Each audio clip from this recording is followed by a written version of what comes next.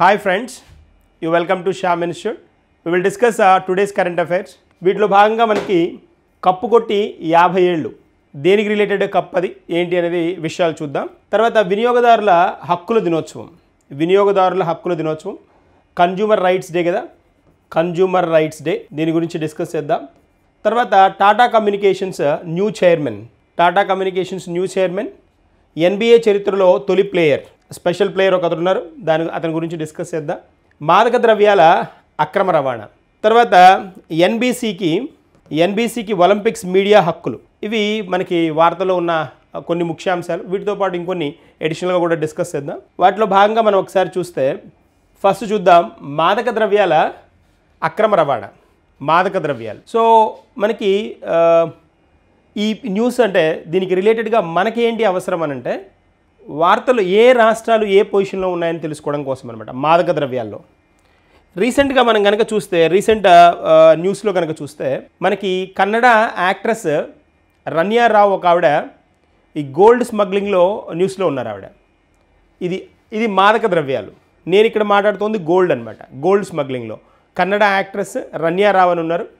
ఆవిడ అంటే ఎందుకు ఆవిడ స్పెషల్గా న్యూస్లో ఉన్నారు అని అంటే ఆవిడ ఫాదర్ ఐపీఎస్ ఆఫీసర్ అయి ఉండి ఆవిడ స్మగ్లింగ్కి పాల్పడ్డారు అనమాట గోల్డ్ది. సో అది పెద్ద చాలా స్పెషల్ న్యూస్. దాని మీద గవర్నమెంట్ మనకి కర్ణాటక గవర్నమెంట్ గౌరవ్ గుప్తా కమిటీని కూడా ఇంట్రడ్యూస్ చేశారు, డీజీపీ రేంజ్ పర్సన్కి అనమాట. అంటే దీనిలో పెద్ద వాళ్ళు ఇన్వాల్వ్ అయి ఉన్నారు అనే ఒక కాంటెక్స్ట్ తోటి అలా ఇవ్వడం జరిగింది. అది కంప్లీట్గా గోల్డ్కి రిలేటెడ్గా స్మగ్లింగ్. ఇక్కడ మనం మాట్లాడుతోంది ఏంటి అంటే మాదక ద్రవ్యాలు. దేశంలో మాదక ద్రవ్యాల అక్రమ రవాణా 2022లో దాదాపుగా 1,02,769 కేసులు నమోదయ్యాయి.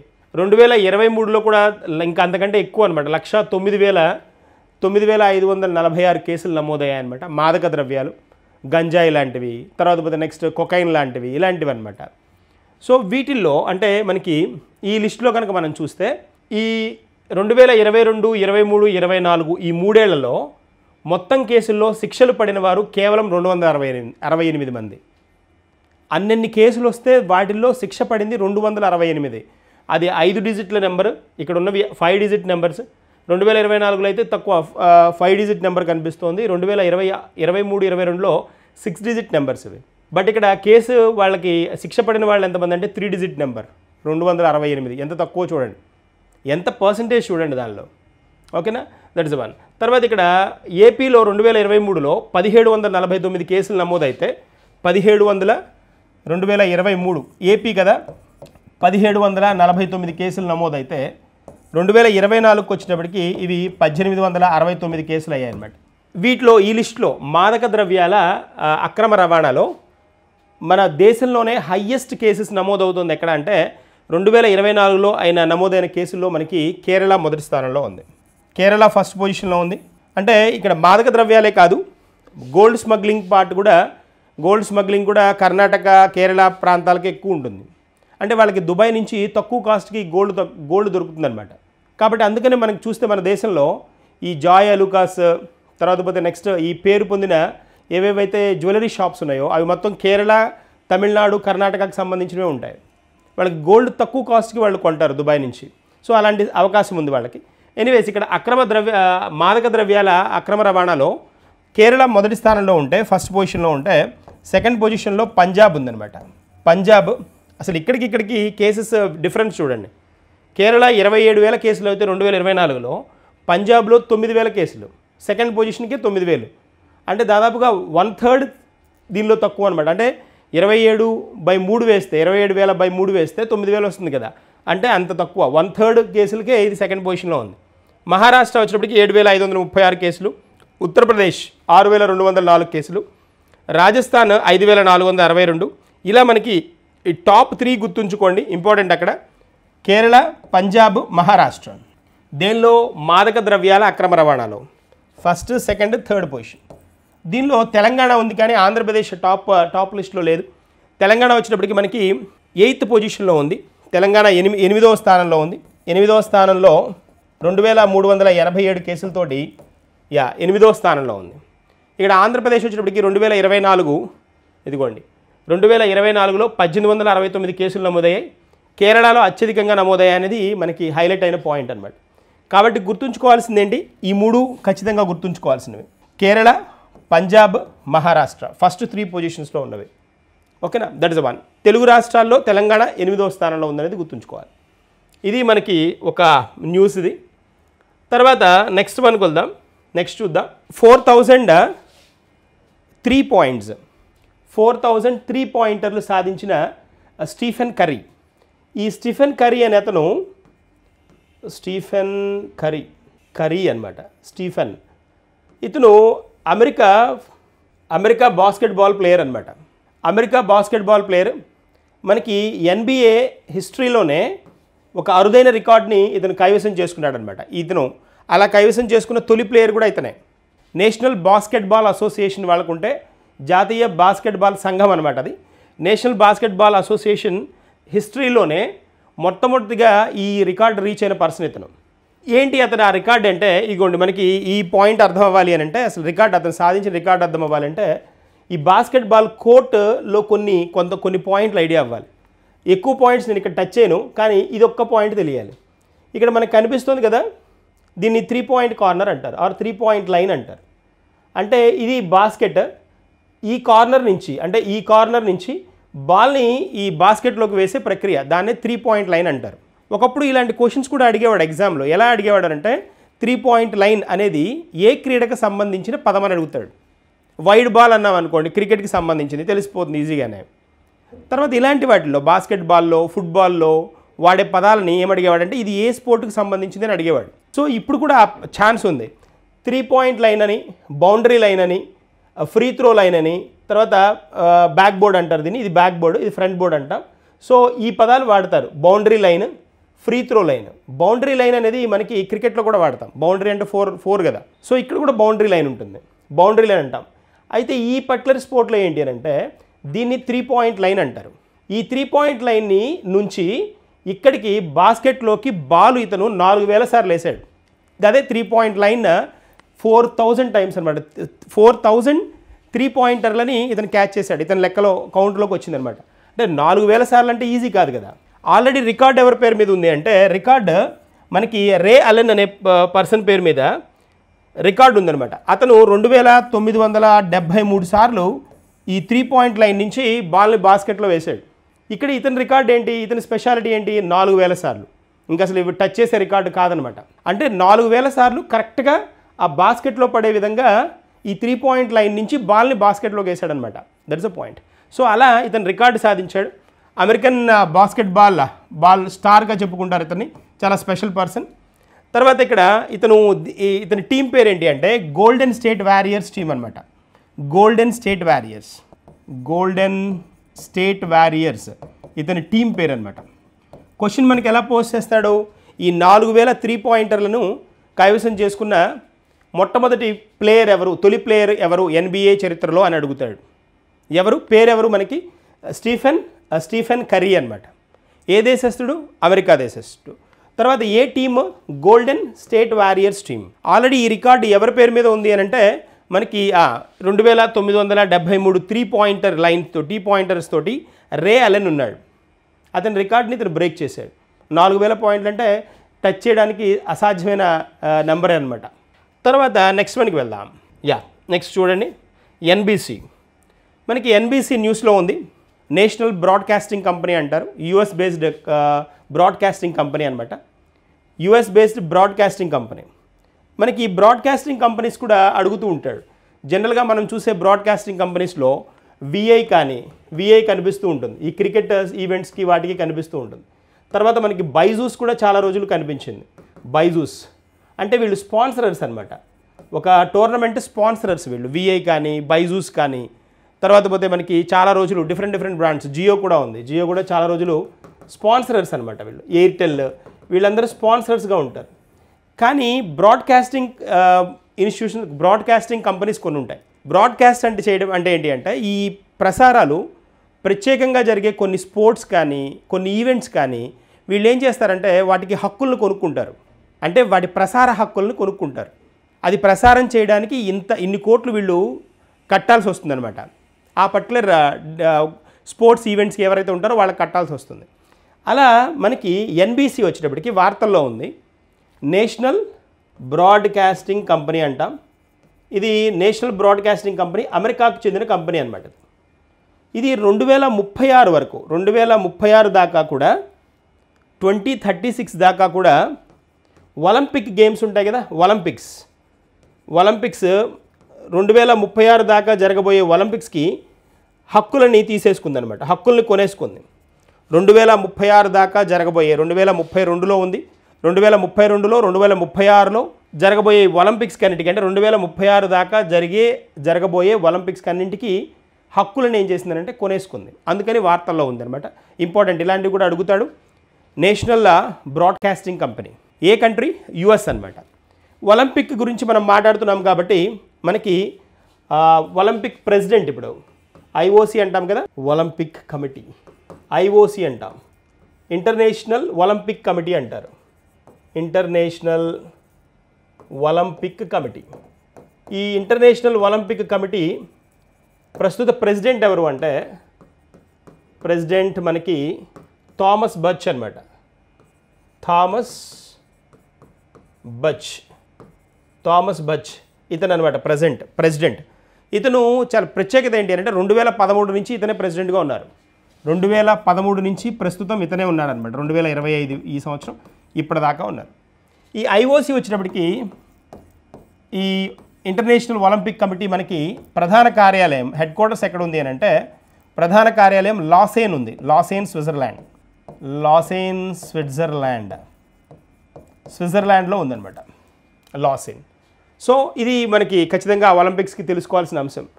దాదాపుగా 1896లో మనకి సమ్మర్ ఒలింపిక్స్ స్టార్ట్ అయ్యాయన్నమాట. సమ్మర్ ఒలింపిక్స్ ప్రపంచవ్యాప్తంగా జరిగే క్రీడల్లో పురాతన క్రీడలుగా కూడా వీటిని చెప్పుకోవచ్చు. 130 సంవత్సరాల నుంచి జరుగుతున్న క్రీడలు అనమాట, 130 ఇయర్స్ నుంచి జరుగుతున్న క్రీడలు ఒలింపిక్స్. సో ఇవి మనకి ఏంటి అని అంటే, ఇంటర్నేషనల్ ఒలింపిక్స్ కమిటీ ప్రస్తుత ప్రెసిడెంట్ థామస్ బచ్, తర్వాత ప్రధాన కార్యాలయం లాసెన్ స్విట్జర్లాండ్. ఇది చాలాసార్లు అడిగాడు. తర్వాత ఇక్కడ క్వశ్చన్ ఏమని అడుగుతాడు, ఎన్బీసీకి ఒలింపిక్స్ మీడియా హక్కులు కదా, 2036 మటుకు ఏ బ్రాడ్కాస్టింగ్ కంపెనీకి ఈ ప్రసార హక్కులని ఇచ్చారు, ఒలింపిక్స్ ప్రసార హక్కులను ఇచ్చారని అడుగుతాడు. అది ఎన్బీసీ అనమాట. అది గుర్తుంటే సరిపోతుంది. తర్వాత నెక్స్ట్ మనకి వెళ్దాం. ఇక్కడ క్వశ్చన్ వచ్చింది చూడండి ఒకటి, ఎన్బీసీ ఒలింపిక్స్ ప్రసార హక్కులను మొదటిసారిగా ఎప్పుడు తీసుకుంది అంటున్నాడు. ఇప్పుడు ప్రసార హక్కులు ఎప్పటిదాకా, 2036 దాకా ప్రసార హక్కులు ఎన్బీసీకి ఇచ్చారని చెప్పుకున్నాం కదా మనం. మొదటిసారిగా ఎప్పుడు పొందింది అని అంటే 1988లో పొందింది. 92 కాదు, 2006 కాదు, 2014 కాదు, 1988లో మొదటిసారి ఇది ప్రసార హక్కులని అందించే అవకాశాన్ని పొందింది. ఇది ఇప్పుడు మనకి సెకండ్ పార్ట్లోనమాట, 2036 దాకా.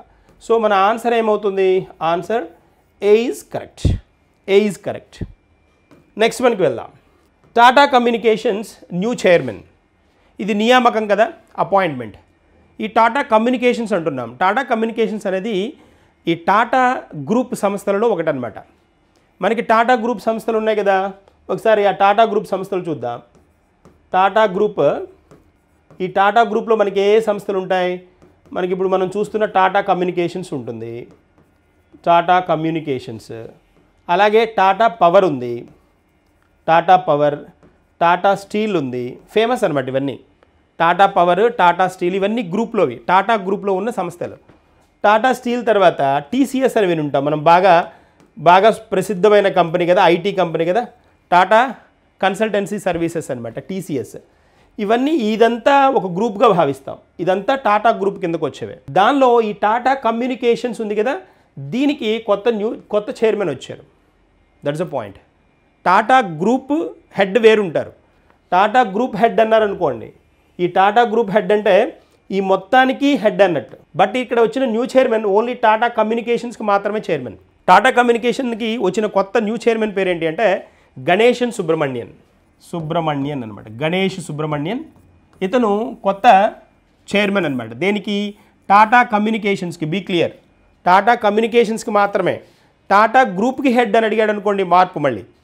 టాటా గ్రూప్ హెడ్ కాదు అతను Chandrasekhar, Tata group head.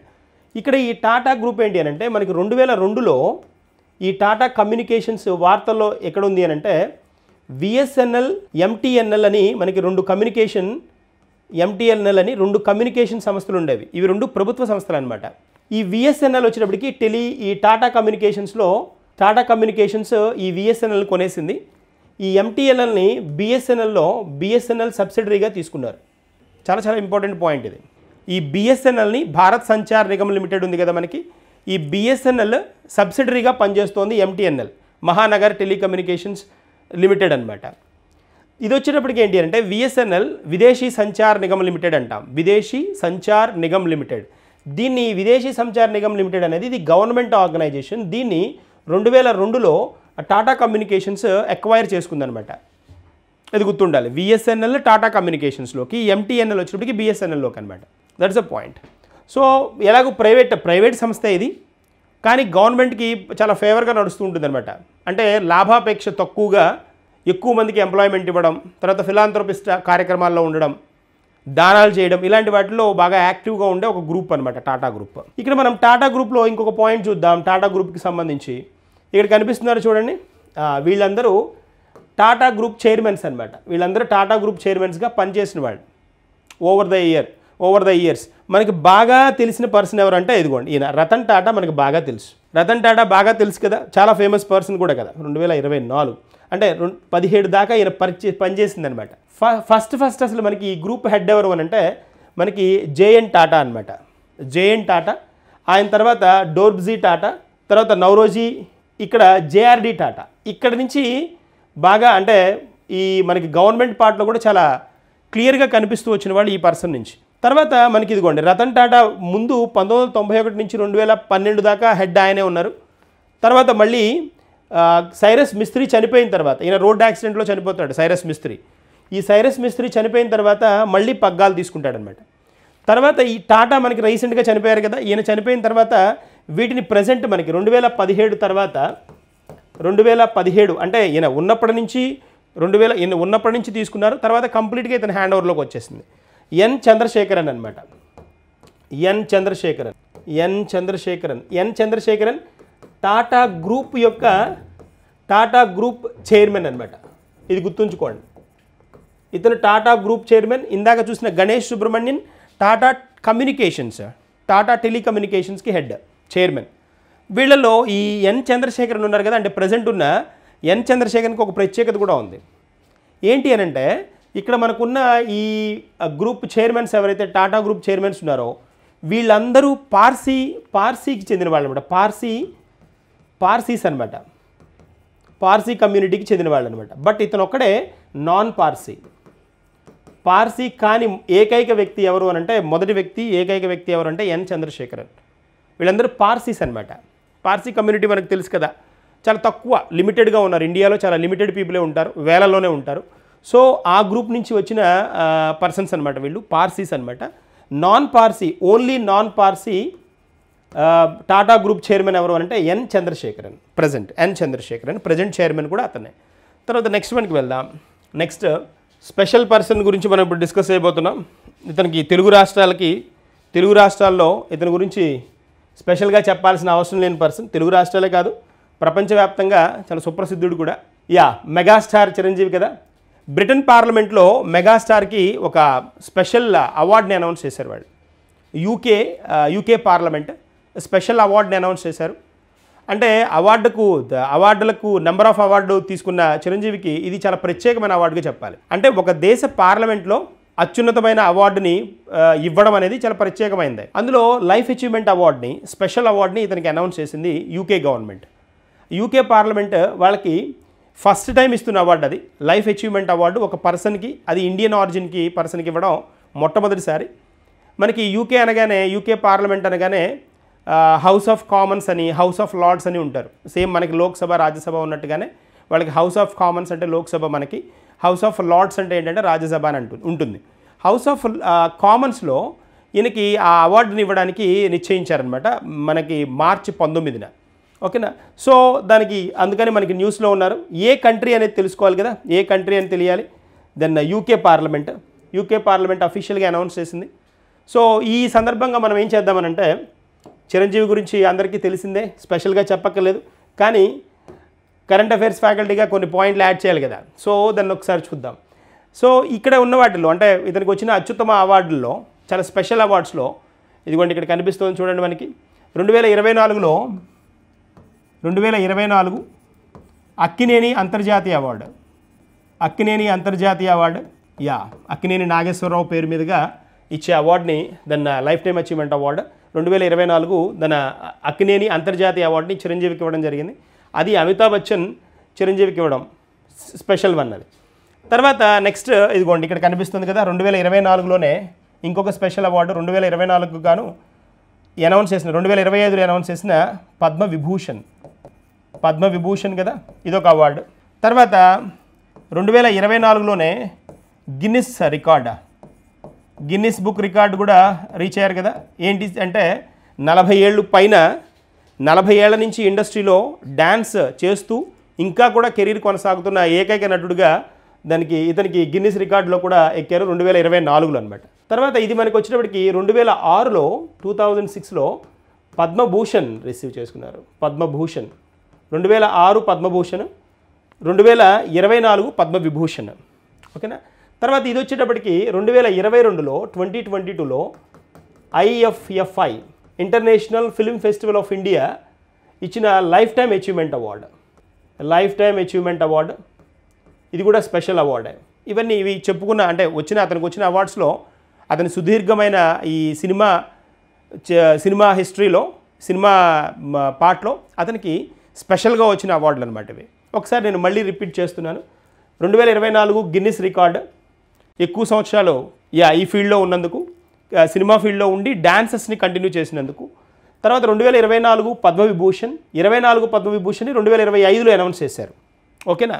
So తర్వాత అక్కినేని అంతర్జాతీయ అవార్డు 2024 అమితాబ్ బచ్చన్ చేతుల మీదుగా తీసుకున్నారు. 2006లో Padma Bhushan and 2026 IFFI international film festival life achievement award. ఇవి సో స్పెషల్ వన్. మన తెలుగువాడిగా మనకు కూడా చాలా గర్వకారణంగా ఉంటుంది కదా, స్పెషల్ పర్సన్. తర్వాత నెక్స్ట్ వన్కి వెళ్దాం. కప్పు కొట్టి 50 ఏళ్ళు. ఇది చాలా స్పెషల్గా ఉంటుంది. భారతదేశం బాగా అభివృద్ధి చెందుతున్న దేశం, 3వ ఆర్థిక వ్యవస్థగా మారబోతోంది 2028లో అని చెప్పుకుంటున్నాం. స్పోర్ట్స్లో కూడా ముందు అంటే క్రితం 10 సంవత్సరాల క్రితం కంటే ఇప్పుడు బాగా యాక్టివ్గా ఉందని చెప్పుకుంటున్నాం. స్పోర్ట్స్ ఈవెంట్స్లో కూడా పాల్గొంటోంది, అంతర్జాతీయ వేదికలకు వెళ్తోంది, ఇవన్నీ బాగానే ఉన్నాయి. కానీ ఒక స్పోర్ట్లో మనకి ప్రపంచ కప్ ఒక స్పోర్ట్లో ప్రపంచ కప్ వచ్చి 50 ఏళ్ళు అయింది, 50 సంవత్సరాలు అయింది. అప్పుడు ఎప్పుడు వచ్చింది అంటే 1975లో వచ్చింది. ఈ 1975 అంటే కప్పు కొట్టి గోల్డెన్ జూబ్లీ అయింది.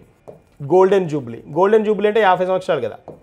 సిల్వర్ జూబ్లీ అంటే 25 సంవత్సరాలు, గోల్డెన్ జూబ్లీ అంటే 50 సంవత్సరాలు, డైమండ్ జూబ్లీ అంటే 60 సంవత్సరాలు, ప్లాటినం జూబ్లీ అంటే 75 సంవత్సరాలు కదా.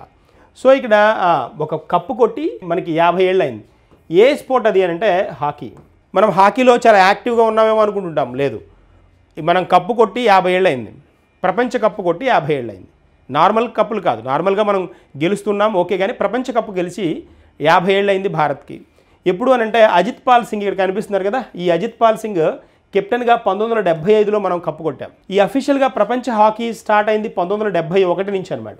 1971 నుంచి ఈ hockey world hockey tournaments start అయితే అఫీషియల్గా. ఇది మనకి దీనిలో పాకిస్తాన్ గెలిచింది, ఫస్ట్ పాకిస్తాన్ గెలిచిందనమాట 71లో. ఇండియాకి గెలవాల్సిన ఛాన్సెస్ ఉన్నా కూడా ఇక్కడ ఓడిపోయింది ఇండియా. బట్ 1975లో మనం భారత్ పాకిస్తాన్ని ఓడించి విన్నర్గా గెలిచింది 1975లో, 1975లో. సో ఇది ఒక స్పెషల్ పార్ట్. అయితే ఇక్కడ మరి హాకీలో మనకి పెద్ద పెద్ద ప్లేయర్స్ చూసాం మనం. ధ్యాన్ చంద్ లాంటి స్పెషల్ పర్సన్. ధ్యాన్ చంద్ ఎంత స్పెషల్ పర్సన్ అంటే అతని పేరు మీదుగా అతను పుట్టిన డేట్ని మనం నేషనల్ స్పోర్ట్స్ డేగా జరుపుకుంటున్నాం. ఆగస్ట్ 29 అది నేషనల్ స్పోర్ట్స్ డే అంటాం, జాతీయ క్రీడల దినోత్సవంగా జరుపుకుంటాం. అది ధ్యాన్ చంద్ బర్త్ యానివర్సరీ. అంటే భారతరత్న స్థాయి ప్లేయర్ అనమాట అతను. 100% భారతరత్న తీసుకోదగ్గ player Dhyan Chand hockey. So August 29 గుర్తుంచుకోండి, నేషనల్ స్పోర్ట్స్ డే అనమాట. సో మరి ఇక్కడ ఈ పరిస్థితి ఏంటి, మరి ఎట్లా ఇది కాంటెక్స్ట్ ఏంటి అని అంటే ఇక్కడ 1975లో మనకి కౌలాలంపూర్లో జరిగింది ఇది టోర్నమెంట్. కౌలాలంపూర్ మలేషియా కదా, మలేషియాలో జరిగిందనమాట. దీనిలో భారత్ 1975లో గెలిచింది. ఇంకా తర్వాత మనకి వరల్డ్ కప్ లేదు. మరి వరల్డ్ కప్లో రీసెంట్గా 2018, 2023 2018-23 నెక్స్ట్ జరగబోయేది ఎప్పుడంటే 2026. 2026 నెదర్లాండ్స్లో జరుగుతుంది. నెదర్లాండ్స్ ఆమ్స్టర్డామ్ అనమాట. ఆమ్స్టర్డామ్లో జరగబోతోంది 2026న. 2018, 2023 రెండు భారతదేశంలోనే జరిగాయి. భువనేశ్వర్లో జరిగాయి అనమాట.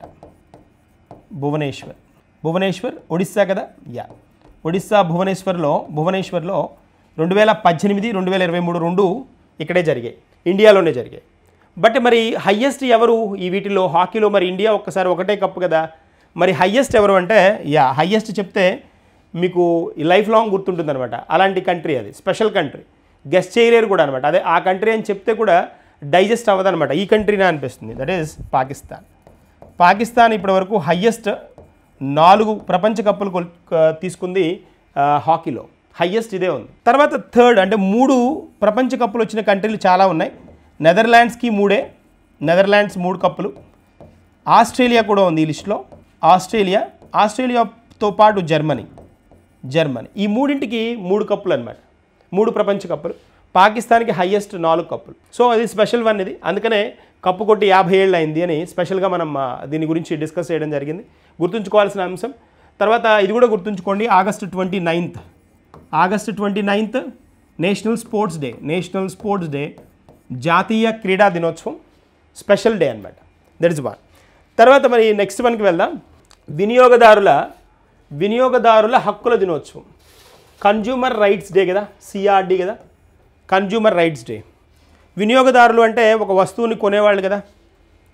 వినియోగదారులు వస్తువుని కొనేటప్పుడు మనకి దాని మీద ధరలో వ్యత్యాసం ఉన్నా, లేకపోతే మన దగ్గర ఎక్కువ డబ్బులు తీసుకున్నారనే మనకి ఫీలింగ్ ఉన్నా, లేకపోతే మనం నష్టపోయామనే భావన మనకు వచ్చినా మనం ఏం చేయొచ్చు అంటే కన్జ్యూమర్ రైట్స్ కింద, అంటే వినియోగదారుల హక్కుల కింద మనం ఏం చేయొచ్చు అని అంటే దాన్ని కేసు పెట్టేసుకోవచ్చు అనమాట.